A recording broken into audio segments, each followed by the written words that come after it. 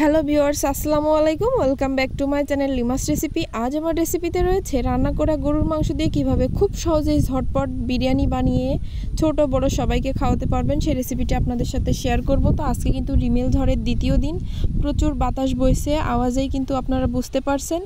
তো আমাদের বাসায় কিন্তু 2 দিন যাবত কারেন্ট নাই। আমি আমার বাচ্চাকে মোবাইলের আলো ধরতে বলছি, মোবাইলের আলো দিয়ে কিন্তু ভিডিওটা শ্যুট করতেছি। তো কথা বলতে বলতে কিন্তু পেঁয়াজ বেরেস্তাটা প্রায় ভাজা হয়ে আসছে। তো এবার কিন্তু এটা কালারফুল হয়ে গেছে, এটাকে আমি একটা বাটিতে তুলে রাখবো এবং এই কড়াইয়ের ভিতরেই পোলার চাউল দিয়ে দিয়েছি। তো এইখানে আমি 500 গ্রাম পোলায়ের চাউল নিয়েছি। এই 500 গ্রাম পোলায়ের চালটা কিন্তু আমি 2-3 বার করে ধুয়ে এটাকে একটা চালনি দিয়ে পানি ঝরিয়ে তারপরে এটাকে সাইডে রেখে দিয়েছিলাম। তো পানিটা ভালো করে ঝরে গেলে তারপরে কিন্তু যতটুকু তেল ছিল পেঁয়াজ বেরেস্তা তার ভিতরে দিয়ে এই চালগুলাকে সুন্দর করে ভেজে নিব। তো দেখুন আমার কিন্তু চালটাকে সুন্দর করে ভাজা হয়ে আসছে। প্রায় চালটা ভাজা হয়ে গেলে বুঝতে পারবেন চালটা কিন্তু ঝরঝরে হয়ে যাবে। তো এরপরে আমি এইখানে 500 গ্রামে চালের জন্য এইখানে আমি 2.5 মগ পরিমাণে পানি দিয়ে দিয়েছি। তো দেওয়ার পরে এইভাবে একটু নাড়াচাড়া করে মিশিয়ে দিব এবং এখানে আমি নিয়েছি রাঁধুনি যে রেডিমিক্স বিরিয়ানি মশলা আছে, সেটা 1 প্যাকেট মশলা নিয়ে নিয়েছি। এখান থেকে যেহেতু 500 গ্রাম তাই আমি অর্ধেকটা মশলা দিয়ে দিব।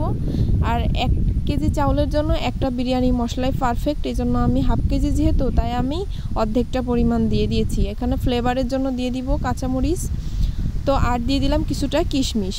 তো এখানে আমি আর আজকে কোনো এক্সট্রা মশলা কিচ্ছুই অ্যাড করব না, যেহেতু আমার মাংসটা রান্না করা আছে আগে থেকেই। ঢাকনা দিয়ে ঢেকে দিলাম, কিছুক্ষণ পরে ঢাকনাটা তুলে দিলাম, দিয়ে এটাকে নাড়াচাড়া করে মিশিয়ে দিব। দেন এখন আমি লেবু দিয়ে দিব। বিরিয়ানিতে কিন্তু লেবুর ফ্লেভারটা অনেক বেশি ভালো লাগে। তো আপনারা চাইলে লেবু যদি বাসায় না থাকে এটা স্কিপ করতে পারেন, কোনো ব্যাপার না। তো এরপরে সব মিশিয়ে দেওয়ার পরে দিয়ে দিব আগে থেকে যে রান্না করা মাংসটা বাসায় ছিল সেই মাংসটা। তো দেওয়ার পরে এটাকে নাড়াচাড়া করে আমি মিশিয়ে দিব। তো দেখুন নাড়াচাড়া করে এইভাবে সুন্দর করে মিশিয়ে দিতে হবে যাতে সব সাইড সমানভাবে কুক হতে পারে। তো দেখুন এর পর্যায়ে আমি দিয়ে দিব এর ভিতরে, আমার বিরিয়ানিতে একটু ঝাল ঝাল মিষ্টি মিষ্টি বেশি ভালো লাগে তাই দিয়ে দিলাম এখানে 3 টেবিল চামচের মতন চিনি।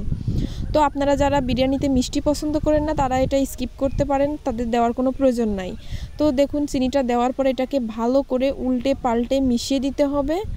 তো অন্ধকারে বুঝতেই পারছেন মাঝে মাঝে একেবারেই ভিডিও কিছু বোঝা যাচ্ছে না, তো দেন একটু একটু বোঝা যাচ্ছে। তো ভুল ত্রুটি হলে অবশ্যই ক্ষমার দৃষ্টিতে দেখবেন। আর প্রতি সপ্তাহে 2 থেকে 3টা ভিডিও পেতে অবশ্যই আমার চ্যানেলটিকে সাবস্ক্রাইব করে আমার পাশে থাকবেন।